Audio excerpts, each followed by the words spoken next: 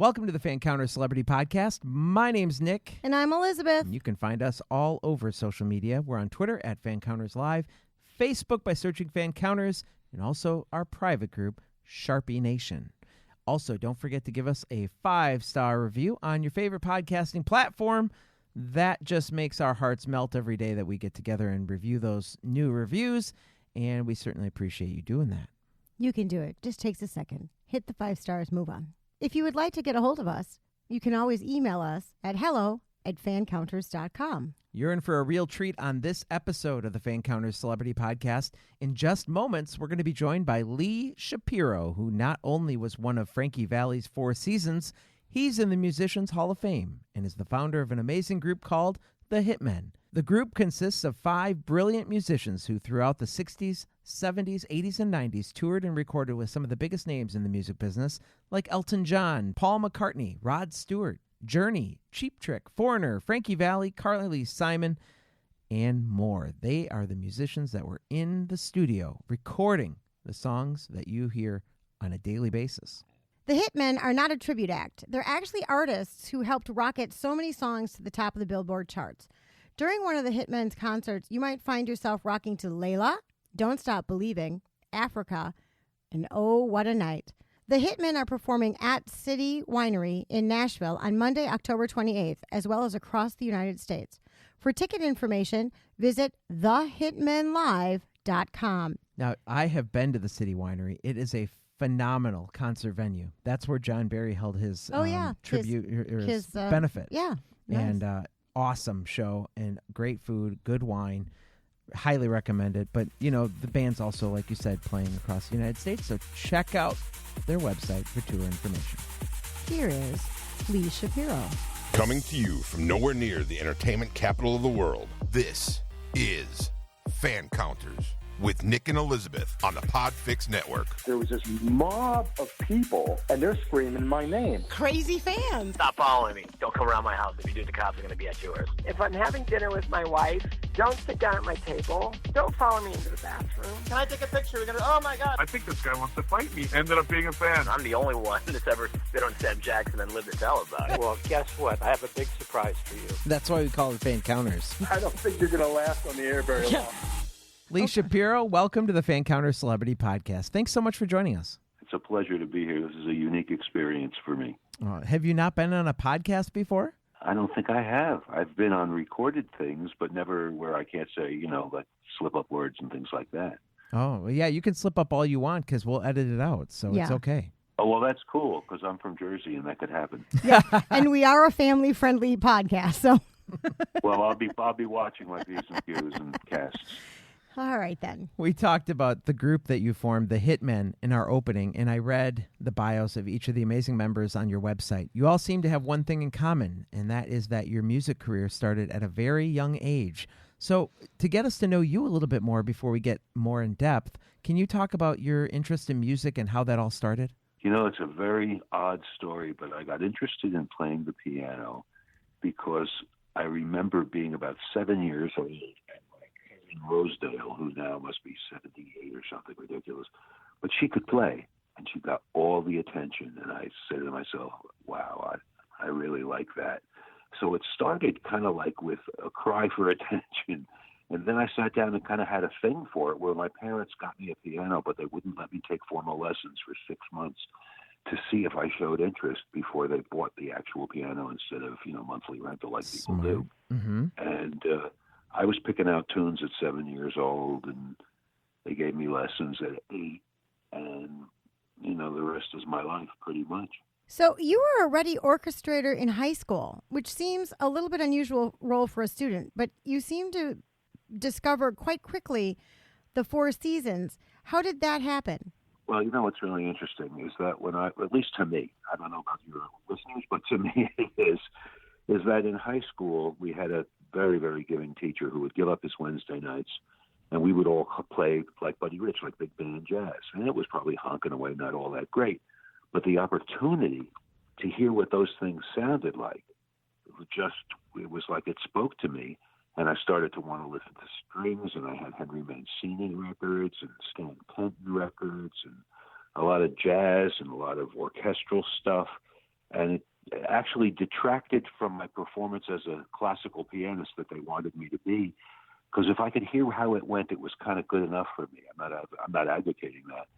But I will tell you that I was far more interested in all the different colors of the orchestra than I was playing, just the repertoire, if you will. I mean, I love to play, but, to perfect it to the point where you're actually concertizing on classical piano, it's not something that was calling me, but the orchestrations were, and it actually was my ticket to being one of the Four Seasons, because they used to use a guy who is a genius. He's still my mentor, a dear friend, Charlie Colello, who has orchestrated for all of the early hits with the Four Seasons in the 60s, and then with Barbra Streisand and Barry Manilow and Frank Sinatra. I mean, the man is our modern-day Nelson Riddle. He really is. And I got to work with all of these amazing people. Well, they wanted to have a guy go on the road with them to play piano and do arrangements, because they had to keep coming back to New York every time they wanted to do a new song. And I got seen with my 19-piece big band in Garfield, New Jersey when I was 18. And I went in and met him. And when I turned 19, I was one of the Four Seasons, replacing Bob Gaudio. Go figure. Wow. That's awesome. The actual inception of the whole thing is when I was 11. I was watching black and white television with my mother, and on the Ed Sullivan Show, the Four Seasons were there, all standing around Bob Gaudio playing the grand piano, doing Dawn, which, a side note, I ended up being best friends with the writer of Dawn, Sandy Linzer. But in any case, I say to my mother, and it's like I'm sitting there, Mom, look, they don't have just guitars and bass and drums. They have a piano player. Maybe someday I could do that. I never thought about it again, but the seed was planted, I guess. I mean, literally, I liked the Four Seasons, but I wasn't like an avid fan. I liked the Beatles and jazz and stuff like that.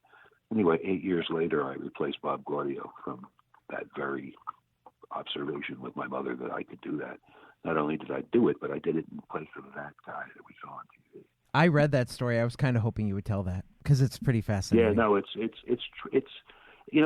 I'm very proud to say it's true, but more than that, everything we say on the stage with the Hitmen is true. We have no script. We don't need a script. Our whole set list is made up of people we recorded or toured with, so it's endless. Some of the guys worked with the guys in Foreigner. Well, I mean, you can't have a better credit. And the music is silly. It's so good. And then we go back into my world, and we end the show with Oh, What a Night, which is like the biggest selling #1 record in the history of whatever. Yeah. And go figure. I mean, we know. I was standing there when we told Bob Gaudio, all of us, that we hated the lyric, and he flipped out. But he's such a pro and a hit writer that he went back and changed all the lyrics from December 1933 about Prohibition to December 1963, Oh, What a Night, about a love affair, and the rest is history. It was not going to be a hit the way it was, and because he had enough respect for us, even though he balked. He had enough respect for us as the band that he reconsidered it and rewrote it and had the biggest hit, not only of our career, but of his career, which is silly. Because, I mean, he's one of the biggest. He's like the American Paul McCartney. It's ridiculous. And you had a hand in the arrangement of that song as well, right? I did actually. I wrote the horns, and the horn players we had were like from the Tonight Show or something. And keep in mind, I'm like 21. I don't think I'm shaving every day yet. And in front of me are the elite musicians, studio cats, and I'm waving a pencil in front of these guys, panicking, and yet, writing my music and having them play it, and it became a hit. So it must have worked. I read that Frankie Valli and Bob Gaudio self-funded that album and had to beg Warner Brothers to believe in it too. Back in the 70s, we were still putting out vinyl records. And so was the album just an A and a B side, or were there 12 or 10 songs that they took a chance on? No, they took a chance on one song. They banked the whole thing on one song, and they they got interest. They accepted this is the Four Seasons. It's only 5 years after their reign of terror in the 60s, and yet that's how the industry is. You're as good as whoever else is good that day. So it's kind of, it's not fair, but it's what it is. because really, in the bottom line is whose records that we play will draw the most advertisers. And that's just always been that way, right down to Alan Freed and the Payoff Days and all that. It's all about commerce, and every once in a while some art will pop through, which is very nice, And in the situation with that, they couldn't get a deal. I mean, the Four Seasons could not get a deal in 74, whatever it was, 73. Gaudio had written the song. We didn't record it till 75. Well, by then, My Eyes Adored You was out on a different label with Frankie as a solo artist, so that was starting to bring him back. And on that coattail, we recorded Who Loves You, and Gaudio and Frankie paid for the session and went and shopped it and took a very low deal for them. I mean, they were legendary, mainstays of the industry. And fortunately, because no matter what you do, if the record company doesn't ultimately put money into the promotion of it, then it sits on the shelf because nobody knows it's there. Well, the whole planet's aligned, and the reign of terror started again with Who Loves You and Oh What a Night and My Eyes Adored You and Swearing to God, and, just the theme from Grease. And I was there for all those years. So the stories we tell are from our experience. I was standing in the room with Bob Crewe and Kenny Nolan when they changed Sweet Eyes of Georgia to My Eyes Adored You. Wow. I didn't think much about it at the time, but when I reflect on it, it's like, oh my God. I watched the creative process. Man is no longer with us. Bob Crewe died at the age of 83, but I mean, he had hit records since there were records. It was just unbelievable. And to be a part, all of the five guys in the Hitmen, to be a part of so many great songs is really an amazing thing to see you guys on stage performing these songs. I sat last night and I couldn't stop watching the videos on YouTube of the Hitmen because you're almost doing it better than the original recordings themselves. Thank you. Pumped. It's like they're people tell us coming to a Hitman show is like going to 6 concerts because the authenticity and excitement, and where we Hitmanize things a little bit, like we do You're So Vain. Well, that's a woman's song. But Jimmy's on the record and played the iconic guitar solo, so we do the song. And that's how we make all of our decisions as far as what's in the show. But we have been doing this for so long, and we have such a respect for each other, that no one has any, glory moments where it's got to be all about them. We take every song as a 5-man solo. In other words, it's the unity of the team is what makes us sound that way. We know the secrets. We were in the studio when Frankie Valli was doing his vocals and how they treated it and how you could replicate that sound live, which nobody does except us, frankly, because I was there. Right. I know what they did, and I don't tell, but we do it. Lee, I was amused when I would read that you would often write some of your orchestrations and arrangements on airplanes, even in your hotel room or just before a show, and then they would be performed without rehearsal. Now, I don't think that would ever happen in today's world because everything is so fine-tuned and computerized and all of that. But was this common for you back then to do this with the Four Seasons? You know what it was really? It was I had said to Frankie that I could arrange and I could play and me and all that stuff because I wanted the position. And he said, well, how long would it take you if I told you I wanted to do some new song or whatever and have you orchestrate it for the band and how long would it take till that happened? And I opened my mouth and said, if you tell me in the morning, we can play it that night. And the very first job in the car on the way to the hotel from the plane, he called me on it. Lee, why don't you come up with a short 30-second brass fanfare opening for us, something that'll bring us on at this gig. It's my first gig. The first thing that people will hear is what I'm about to create. And I was panicking, but I did it. And then we went and we played it down at we used to travel, well, not travel with, but we used to pick up. It was the Four Seasons and a percussionist and 5 horns, always. We never played without the horns. And so I had written this thing, and back in the day, it was everything was very Chicago influenced with the band Chicago and Blood, Sweat, and Tears. It's very popular to have that sound. So I wrote something like that, and we played it, and then at the end it comes down, it's very big and brassy, and then it comes down to a very quiet thing, and it just goes bling, and from off stage you hear pretty as a midsummer morn, which they weren't even doing that part in the show when I joined. It was like they just going digga digga digga digga dang, So I said, Frankie, can't we put that on? That's like the signature. He's, very nonplussed. Sure. What do you think? I did this whole big brass thing, and at the end it went pretty, and he was off stage. And then the drum fill, and the bing, bing, and he walked out to that, and the place went ape. And this is in 73, having it be 5 years since his last hit record, paying for his own everything, working his way out of a debt, and with all of that, could still perform for an hour and a half, nothing but hits, and have people flip out. Wow. And that's where I lived, and that was my higher learning. That's where I went to graduate school. After Manhattan School of Music was the University of Frankie Valli, and if you paid attention, you learned things from his instincts that he wasn't even verbalizing. He just did them. So now there is both a musical and a movie titled Jersey Boys, and it does focus on the group before you joined it, does it not? Yeah, but with their poetic license, they brought the songs that I'm on into the 60s, which is certainly, Yeah. That's poetic license. That's what that is. Do you feel, first of all, did you have any involvement in either of the projects? And do you feel that they really kind of express what happened during that time? Well, here's what I think. The involvement was that I'm the original arranger of Oh, What a Night, Who Loves You, and Fallen Angel.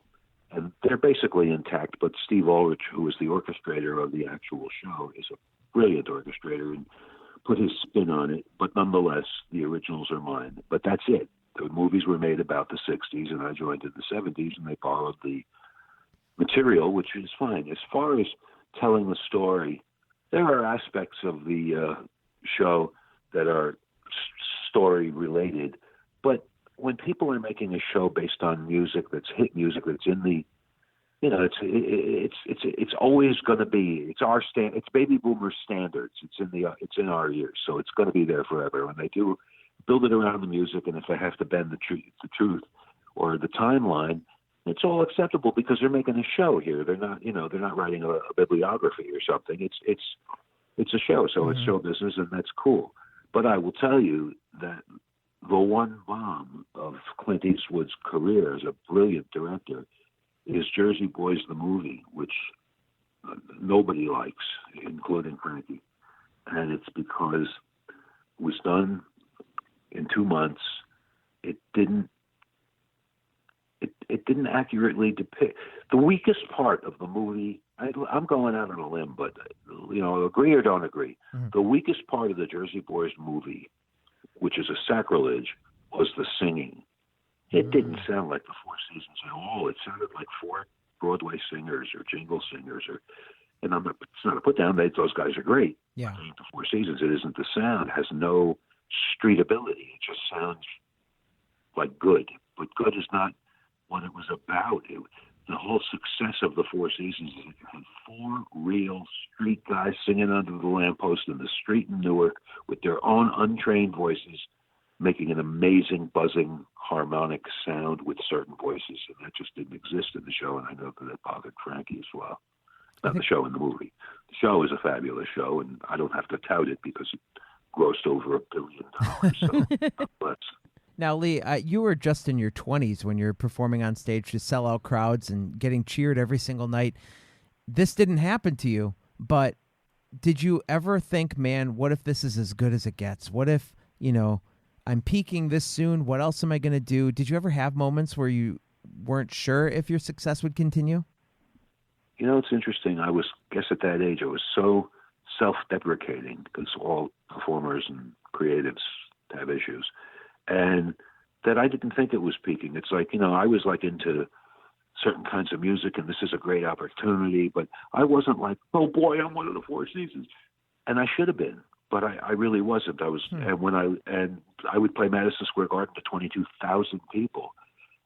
But the one thing that kept me kind of balanced, as much as, you get carried away with the fame and you think it's all about you and blah, blah, blah when you're that age. But the thing that kept me balanced is that I knew it was always Frankie's career. I just knew it. Even as a kid, it was like, I'm a Four Seasons because Frankie says so. I didn't start anything here. I joined a successful entity, and I was aware of it. Even without the hits, even as an oldies group playing crummy theaters, they were full. And it was a tour. I don't know what he was probably making next to nothing. I was making $252 net a week to be one of the Four Seasons. A week. And I would have paid them. That's unbelievable.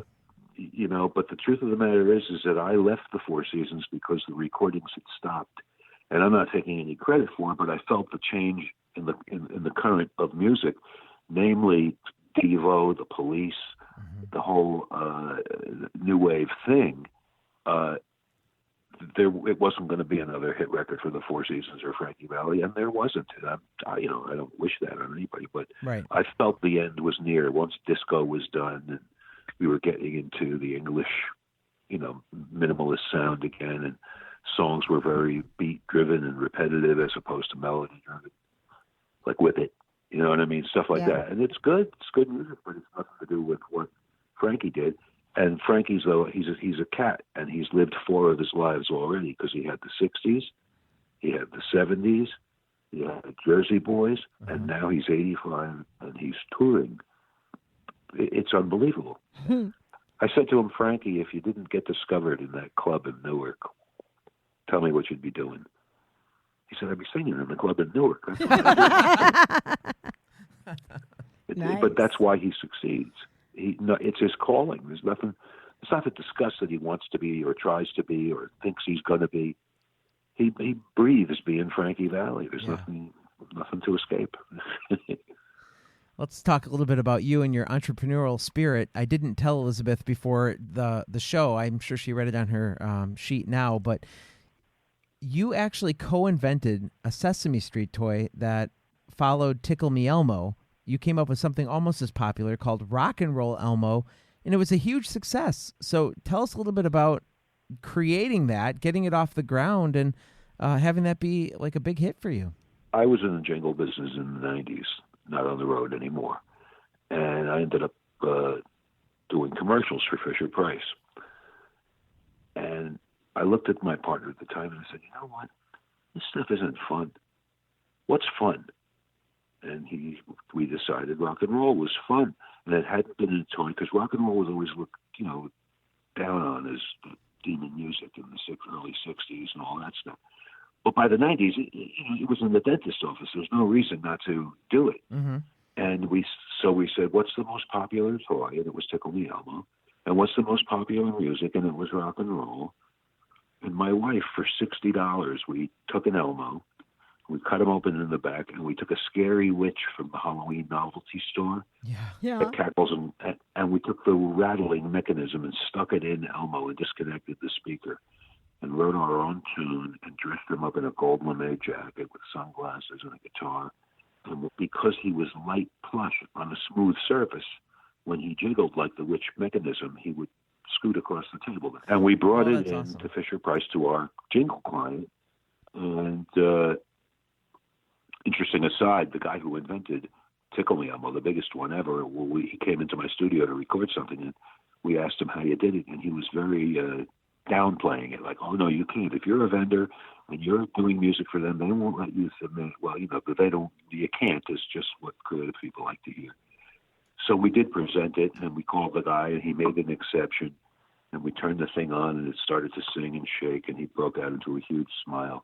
For $60, we sold 4 million pieces worldwide. It was bigger than my music career. It was ridiculous. Wow. Oh my gosh. Didn't that turn into other characters being rock and roll, too, like Ernie? Yeah, they rolled it out. They rolled rock and roll Big Bird, rock and roll Grover, rock and roll everybody, the rock and roll guitar. Then we invented the Blues Clues, play and learn keyboard. I mean, we had a run. Yes. Even that has changed because the way I got the deal, which is almost 20 years ago now, was to go in, have a meeting face-to-face with the vice president of inventor relations at Fisher-Price and collaborate and look at it. And he said, could the arm move? And that doesn't exist at all. Today, you take a video of your concept, you upload it into the toy company's portal on their website, and they let you know. And that's it. So the whole magic of, like, when you write a song, if you have a co-writer, you're yelling at each other, you're hugging each other, it's a whole thing. It's an experience. It's not, like show and tell. What do you think of this? No, okay, next.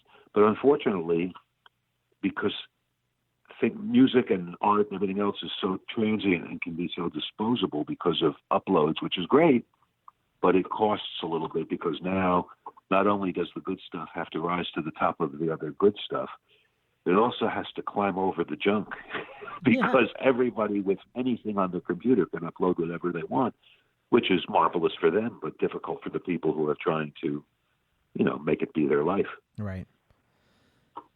Going back to music a little bit, I mentioned that I'm an old young person because I like Rod Stewart, I like Barry Manilow, and when I get to see those performers perform live, I will go. So I'm kind of wondering, I know you worked closely with Barry Manilow on his Copacabana musical. I was wondering what it's like to work with Barry. And since I'm a fan of Barry and Rod, do you have any stories? Because I know some of the Hitmen have toured with Rod and done his music. I'll tell you, the Rod Stewart stories are going to come from Jimmy, our guitarist. He worked with him in the studio. And I went to a concert and watched him play, and my friend was Jeff Golub, who's no longer with us, his guitarist, and he was amazing, in fact. But as far as personal, I don't have a personal story with him, but my Manilow stories, we worked together for 2 months in my studio in the city. And I will tell you that he's got to be the most gifted, generous with his, with the attention, generous with musical ideas, consummate professional, amazing guy I ever worked with. I mean, I love Frankie too, but on a different level, Barry can do everybody's job. He can orchestrate. He chooses not to, but he can. He accompanies on piano, which is an art beyond playing the piano, accompanying his feeding chords to a vocalist. He's a genius. He's gifted at it. What he plays is what needs to be played on a record. It sounds right. He writes.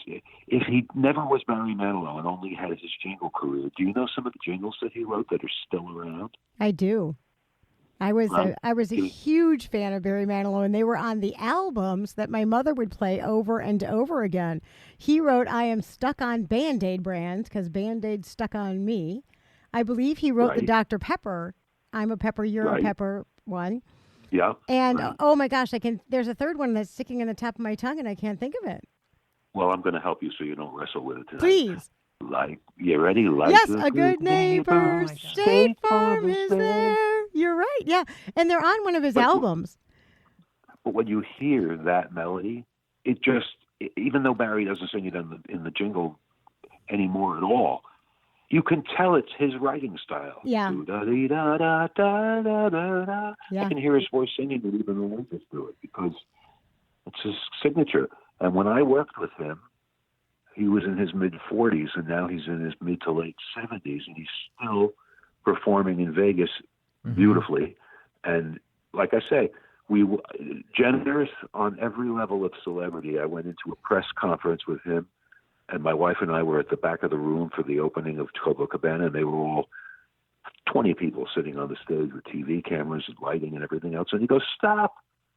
Lee in Georgia, come on down, come up here, come on." Well, my wife didn't want to, but I went up. He pulled a chair up next to him.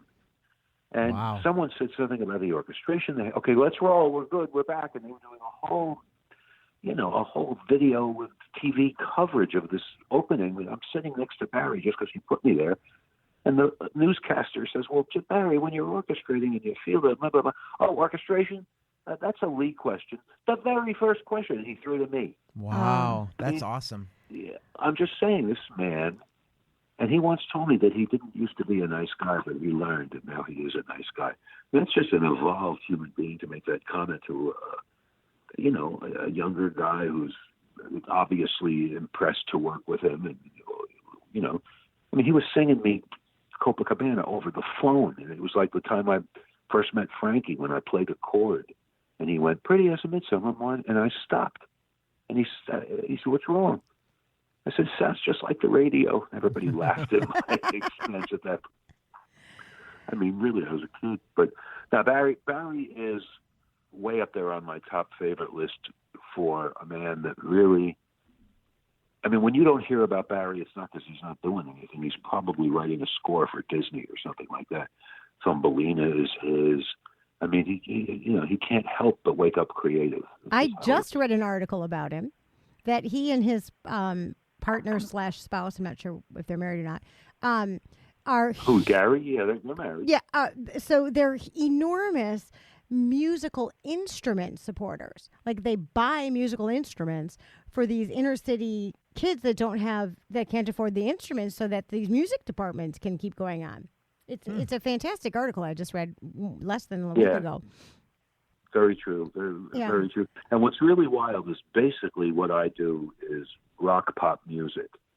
But one of my favorite people is Barry Manilow, which is kind of counter to classic rock. But on the other hand, music is music, and the guy's the best at what he does. So our band really spans an incredible. We don't do any Barry Manilow in the show because it kind of conflict with Foreigner and Toto. It's a little different. Yeah. I mean, a fun story is that with the reason we do Toto is we didn't even know about each other. That each of us in the band worked with one or two members of Toto. And my experience is when I was on the Sonny and Cher show in 1975 with Frankie, and they did a pre-record so we could sing without having to play. And I went in to do the pre-record, and they put me on organ, and on piano was David Paich and the Porcaro Brothers, and they were the house band, the recording band for CBS for the Sonny and Cher show was Toto, pre-Toto. Wow. And their father, David Paich's father, Marty Paich, was the musical director and another genius. So it's just, everybody starts somewhere, and then you look back across your life and say, oh my God. I was at the Midnight Special with Frankie, and Sammy Davis is standing there, and he hugs Frankie. They knew each other. Hey, and then Frankie walks away. I'd never met Sammy in my life. I was a kid. Comes over, gives me a hug, too. He assumed he should know me. It was too good. I love that. Hey, let's talk a little bit about the present, and let's talk about the Hitmen. It's an amazing supergroup that you formed with the players who brought us some of the most memorable music in our history. Where did this idea come from, and how did you manage to pull this off? First of all, the very first job that we did, we paid $1,200 to a club owner to let us play, and we invited our friends.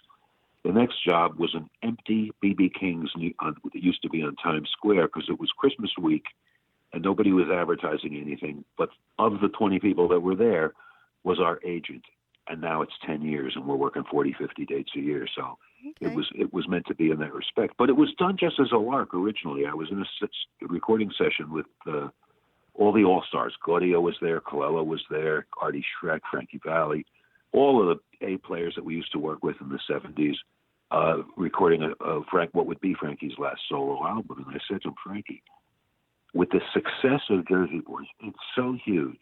And everybody's asking me, are you going to play? Are you going to play? Because I haven't toured since back then.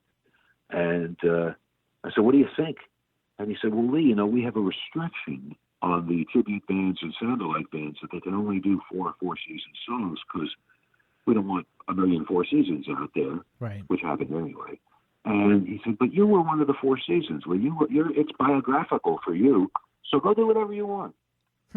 Well, with the blessing of the Godfather, I ended up in the beginning 10 years ago. We had 3 of the Four Seasons of the band: Don Ciccone, myself, and Jerry Polci, who sang "Oh What a Night."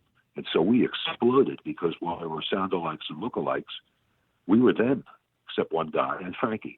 And it built on that. And Frankie knew we did that, and he was very supportive. And so anyway, Don left the group and then ultimately, unfortunately, passed away unsuspectedly. And Jerry got married and retired, and it left me as the representative of the Four Seasons. We had Jimmy, who was with Carly Simon for 20 years and recorded with Paul McCartney and Elton John and Mick Jagger and Cat Stevens and Rod Stewart, and Russ, who's played with Chicago and Luther Vandross and the Ramones, and Steve Murphy is Three Dog Night, Foreigner, Journey. It just, on and on and on and on. And it was actually a blessing because now the whole Four Seasons thing is, it's in the archives and will always be around, but it's not riding the wave. And we've moved it one decade up. Instead of being 60s and 70s, we're kind of 70s and early 80s.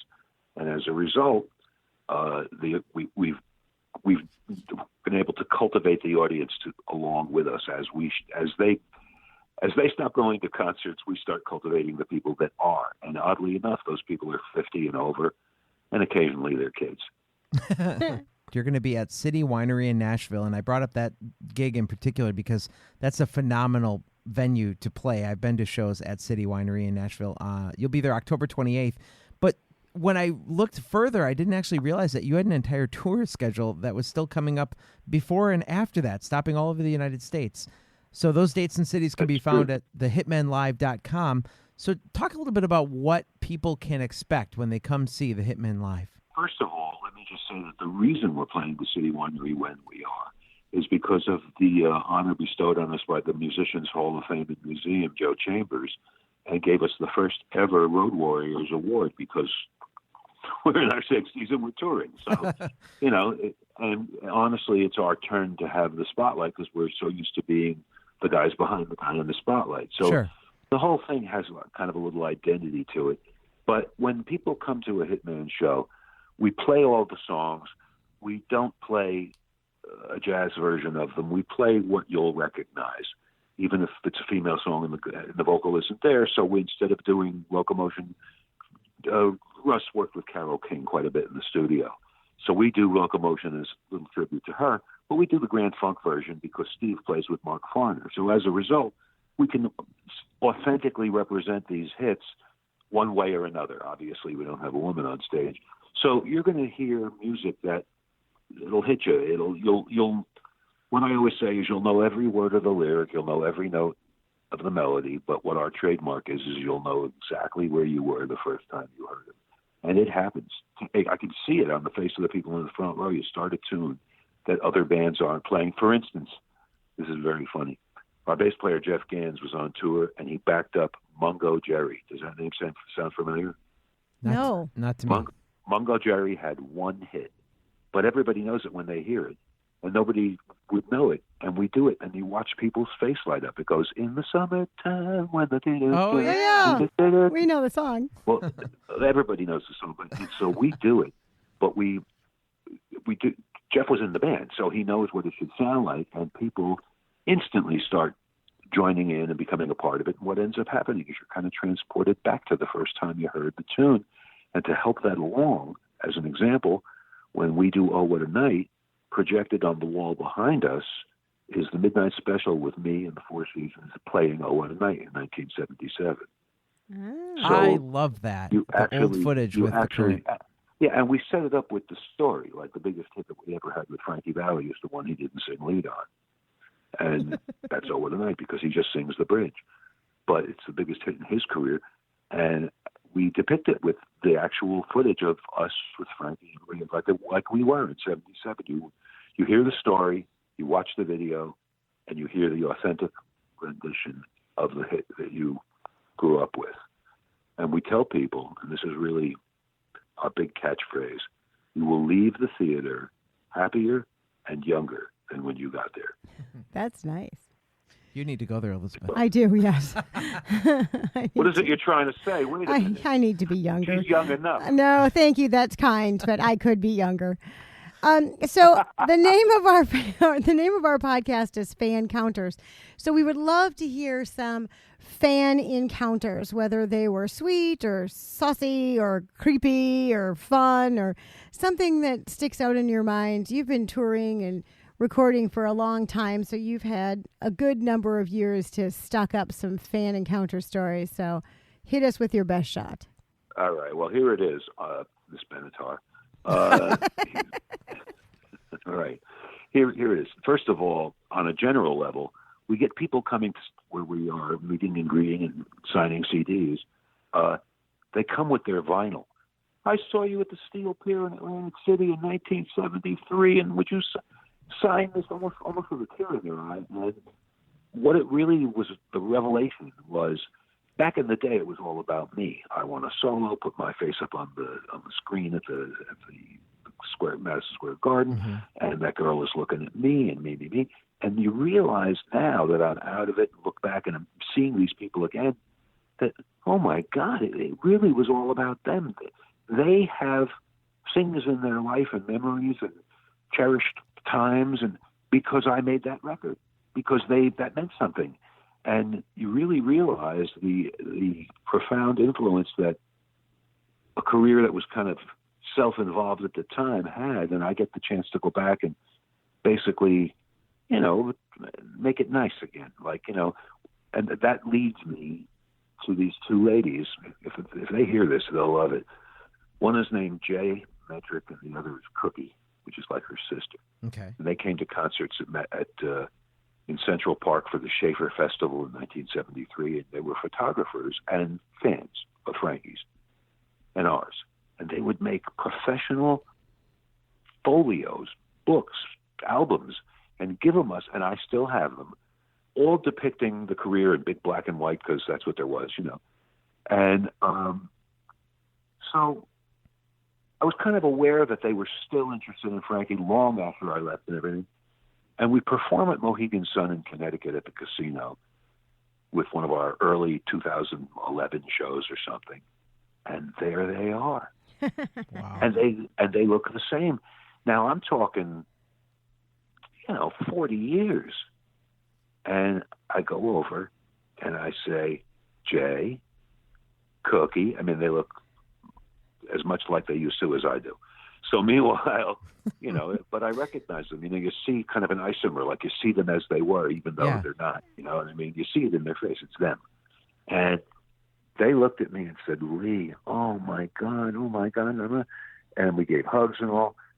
And we weren't friends. I was in their company maybe 10 times to look at pictures, but there they were. And they said, oh, it's so amazing. And they're basically doing a little fawning on me, you know, and it made me a little uncomfortable. And I said, you know, Jay and Cookie, back in the day, I was one of the Four Seasons and you were the fans with your cameras. And I kind of, you know, we all bought into that. I said, but now I'm Lee and you're Jay and you're Cookie, and that's it. We're friends. And it was a very tearful little moment, because it was like breaking out of the falseness of some of it. You know, if you were drowning, you wouldn't care whose hand pulled you out. Right. So therefore, the whole caste system of celebrity and non-celebrity at that moment just wouldn't mean anything, would it? So why don't we just all care for each other and let it go at that? But they certainly couldn't think back then that they would even get that sort of friendship with you now. Well, that's true. That's but just that's why amazing. I had to give it up, because if you're a human being, you don't play that role as an adult, if you know what I'm trying to say. You know what I mean? You hopefully evolve as a human being to realize that having a talent is a gift, and that's wonderful, and succeeding with it is even more of a miracle, and it doesn't make you any more privileged or entitled than anybody else that's doing what they do to the best of their ability. You know, I love what I do, and I love that people like it. I love that I can do it for a living. But like I say, Frankie Valli, if that guy didn't see you, what would you have done? I'd have been in Newark singing. I'm a singer. Yeah. That's the truest comment that was ever said. Well, I can definitely tell you're genuine in your love for fans and interacting even now, because your social media, you're very active with fans. You engage quite often. I made the joke on my notes, is it you or your grandchildren responding to fans? But I'm guessing after hearing that story, it's definitely you. Well, it's definitely me, and people know that it's me, and I don't sign it as Lee. It comes off as the Hitmen, but they know it's me because the other guys don't. We delineate who does what, and we delegate. Jim, all of the still artwork in our show and on the website, I did in Photoshop and Illustrator. I love to do that. All of our video is edited and directed by Jimmy, our guitar player, because he's very, very good on Final Cut Pro. And over years, we've developed those skills. And our sound man has a laptop, and that's what works our video show behind us. And so we have what looks like $100,000 worth of production that we did ourselves for the cost of the software. And it's not that we're so brilliant. That's how much visual art are like audio arts. Like if I'm going to edit in Pro Tools, you highlight, you copy, you drag, you paste. Same as Microsoft Word, same as Final Cut Pro, same as Illustrator files, Adobe. There's fine points to it, but the concept is pretty much the same. And if you sit with it for a while, and of course it holds my interest, I love it. We ended up in a band with everybody it's quite unbelievable. I mean, Steve, our drummer, who's an amazing vocalist, he's got the Dr. Pepper spot on the air now. he's still doing. I mean, Jimmy just wrote the theme for MSNBC. Wow. You know what I'm saying? Mm-hmm. I'm managing two incredible artists, so it's quite the journey is quite amazing. And when you're open to it, you can enjoy it. It's better now than it was because you've shed a lot of the baggage by the time you're in your 60s. So the Hitmen have a new album coming out called Road. Yes, we do. Called Road Warriors. Is it a live Right. album by chance? That particular one is a studio album. Okay. However, our previous one, Don't Stop, is a live album. And Road Warrior was put together to be like Don't Stop is what our show was a year ago, without some of the additions of Journey and Foreigner and Toto and Mungo Jerry and all. So the new one, Road Warrior, basically the reason it's called that, obviously, is because of the award we got from the Musicians Hall of Fame is Road Warrior. And we're showing what this band, this configuration with Steve in the band and Jeff in the band, what this configuration does and what those relationships are, as opposed to, Tommy James and Frankie Valli, which are my credits, or even Carly Simon, which are Jimmy's credits. On this Road Warriors album, you're going to hear the stuff that's late 70s, early 80s, and Steve's voice and Russ's voice is just awe-inspiring. I'm on stage. I even tell the audience, I'm so glad they let me be in this band. You're so really, lucky. I mean, I don't have to tout my band, but Yeah. I was one of the Four Seasons. I was one of the Shondells. I worked with Barry Manilow.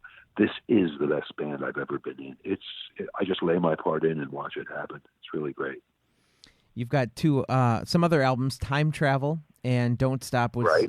the album that you mentioned. So all of your CDs, music, are available on cdbaby.com.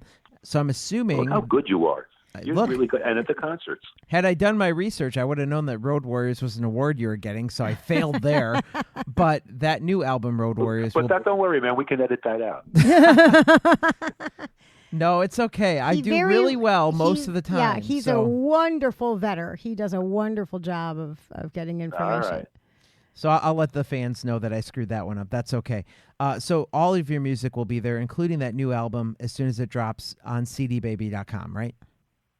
That is correct. And they're at the shows.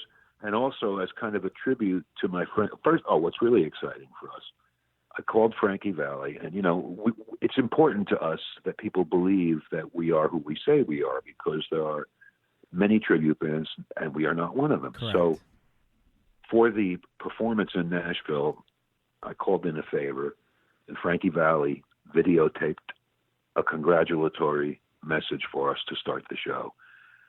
So it'll open with something that just validates what we've been saying for 10 years, and that is we're not reading a script. We really were those guys. Mm-hmm. And I have to tell you, I was blown away, because I know the man for 47 years, and doing something like that is just not something people in that position do. But he did it for me, and we've been friends for 47 years. It's unbelievable. Wow. That's very cool. cool. I know his daughter. I know his grandchildren. I mean, by the way, just Yes. a little point of interest, his grandchild, Olivia, who is an actress and singer, was just awarded the part on Jersey Boys of her grandmother. She's playing Frankie's first wife in How Jersey Boys, which special is her is that? grandmother. Oh, that's cool. Wow. Right? I mean, it's pretty amazing. The family is blessed. They're really good. Didn't she sing with you guys at one point, or open up for you, or She will did. open up for you? No, she sang on stage. I did 2 arrangements for her, Yeah. just to kind of feature her and get her out there. And she turned it into a career beautifully. And she really is a gifted lady. She sings beautifully. That's pretty cool. So you've got a funny story I'm hoping you'll share with me, because I haven't found the video series that I read about, but you at one point were putting out videos confessing your behind-the-scenes stories of these We have songs. them still on YouTube. They're there. They are, okay. So they're on YouTube, but set the scene for us in the one that you talk about, Frankie Valli. He's playing Radio City Music Hall. You're so bad. Well, I got to know. I want to hear it from you. I sit behind Frankie on the keyboards. We're playing Radio City Musical. The place is full. And John Paiva, who lives in Germany now, but he was the guitar player, and he's looking at me. Lee. He's pointing. And I see on the wall this kind of diamond pattern lights flashing away on the wall. And then Frankie turns to the side, and John's pointing, and I look. and the reflection is off of Frankie's open fly in gosh. Radio City Music Hall. It's panic time. So we end the song, opening song, by the way. So we end the song, and I never go to the front. It's just, nobody would as musical director. You don't do that. Mm-hmm. I get up, and mind you, I can't be more than 23. I get up, I walk to the front, and I say to Frankie, "Give me the mic." He looks at me like I'm from Mars. Like, what in the world? Yeah, like you're fired said, after this, dude. I said, he looks at me and said, "Yeah, Frankie, you want to give me the mic? Give me the mic." He gives me the mic. I said, "Okay, at this time I would like for everybody on stage to turn and face the back." Well, we had 32 people on stage with strings and horns and percussion, and me and Frankie and everyone turns and faces the back. And I say, "Now, someone on this stage has their fly open." And everybody starts shuffling to make that move to the zipper, and Frankie realizes it's him. And he zips it up. I said, "Okay, let's continue." I hand him the mic back, and I go back to my seat. How was that? Hey, that's a classy way to handle it, though. You get that whole band to turn around so you don't really know who did it. So they wouldn't know who it is. Yeah. And you know what Frankie said to me when I sat down? He said, "Lee, if your fly was open, why didn't you just zip it up?" He threw me right under the bus after I saved his ass. That is great. That's priceless. The true story. Thanks for sharing that. Oh, that's nice. So before we let you go, we find that some of the most unusual stories come from touring across America. So do you have any more stories that you'd like to tell us about touring? Not necessarily fan encounters, but about touring? This is a good one. So we get a job in Regina, Canada, which is just about where Santa Claus lives. And we fly all day. It's ridiculous. And then we're in Montana, then a connection on a little plane, and it's a blizzard. It's a whiteout. We're going to die. I know it. And I'm looking out the window, and I see nothing but white except for what looks like a little glow, like an ember off in the distance. It's the casino we're playing. We fly in. It's 33 below zero. Oh. We get to the airport. It's closed, and we're on the plane, and there's no one there. And the pilot gets on and says, "Well, I can't raise anybody to help us, so let me try my cell phone." So he tries his cell phone, and someone finally comes out, and we get off. And then they pulled Jimmy, who was our senior member, and straight-laced guy. There was a murderer named James Ryan, somewhere in Regina, Canada, and his passport said James Ryan. And they pulled him out and interrogated him at 5 a.m. after we'd been there for the entire day. Well, the best part is we did the gig. We went there in the middle of nowhere. I mean, they actually have outlets in their parking meters, so you can plug the electric blanket in and put it on your engine. Oh, otherwise, you're not going anywhere. Oh, my goodness. But the best part is on the way back, we get the same pilot, and he says, "We're not going to make this connection because of the weather." And he gets on the intercom and he says, "Well, ladies and gentlemen, I'm going to fly this sucker like I stole it." Did that make you comfortable or not? Unbelievable. Unbelievable. Yeah, anywhere to get out of negative 33, man. Right? Yeah. 33 below.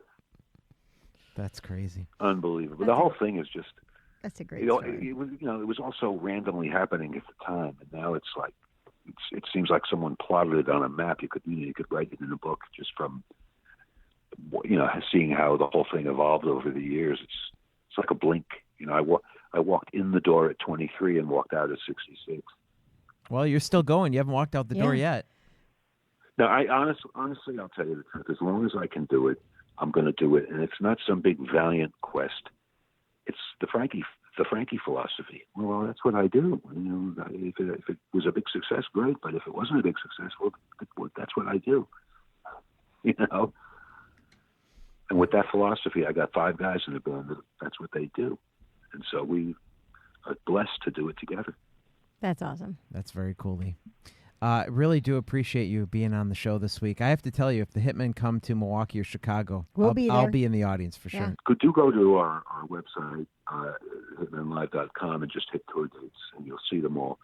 And it's pretty amazing. I mean, I can't believe it, but we're doing it. It is amazing, and it's awesome. Congratulations on the award as well. Thank you. Thanks very much. And take care on the road, and thanks again for being our guest. Your stories are priceless. And congratulations on your podcast and continued success with it. Thank you very much. Thank you. Yeah, it's been going great. Yeah. So we appreciate it We're very having a much. ball. Have a great week. Have a wonderful day, guys. Really. Thanks. You too. Thanks, Lee. Take care. Bye-bye. Bye-bye. Our thanks to Lee Shapiro for an amazing hour of time. We really do appreciate that. Oh, he was just delightful. Wasn't he delightful? Oh, Although we had so many things to ask him. I'm so sorry, folks. We did not stay in that 20-minute to half an hour. This one is an hour long. Elizabeth said, we told our audience that we were going to keep it shorter. I said, I didn't tell them anything. You told them that. I know, but, some of these guests have such great stories that as they start talking and talking, I mean, our questions got significantly shorter, the amount of questions we ask. I only did 17 questions this time, and I crossed 2 off as we went. Right, and normally we were in the 30s of numbers of questions, and so lots of times we can't control how long the guests' answers are, but there were so many fascinating stories. I do have to tell you, I have laughed on this particular interview more than I can remember laughing in a long time. He had some really great stories. Well, 40 years on the road will do that to you. I have to tell you, he said, remember how the songs will evoke memories? So I was thinking as he was talking about songs that evoke a memory in me, and I came up with 2 of them because anytime I hear, is it Rick Astley who sings Never Gonna Give You Up? Yeah. So anytime he sings that one, Never Gonna Give You Up, Never Gonna Say Goodbye, Never Gonna Tell a Lie, or the one where, Ooh, Heaven is a Place on Earth. Do you know what song I'm talking about? Yeah, that's Belinda Carlisle. Okay, yeah. So anytime I hear those 2 songs, it transports me back to 4th grade riding the school bus to school. And those songs would play on WKTI, the pop station, which is now a sports talk. Why you have sports talk on FM radio, I don't know. But they would play those songs constantly back in the late 80s. And it takes me right back there. Anytime you hear those 2 songs, I'm back on that bus in 4th grade. So I know what he's talking about. Do you have songs like that too?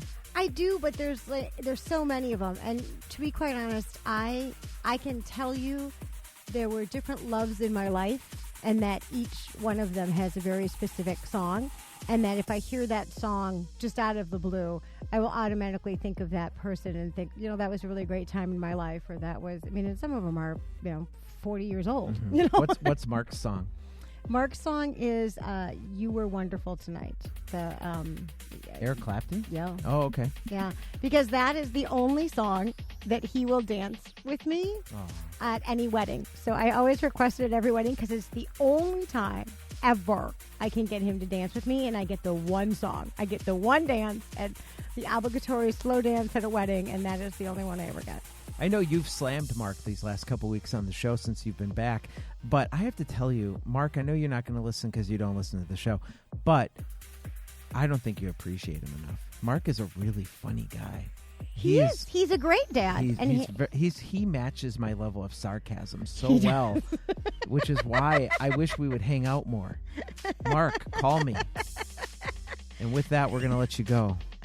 Hey, everybody, don't forget you can always get us on any of our social media. I don't know what it is, but you can get us on any of it, or you can email us at hello@fancounters.com. I should have Mark as a co-host once. Right. And you'd like me to do the show with Kathy one day? See you later, guys. Bye-bye. Bye-bye.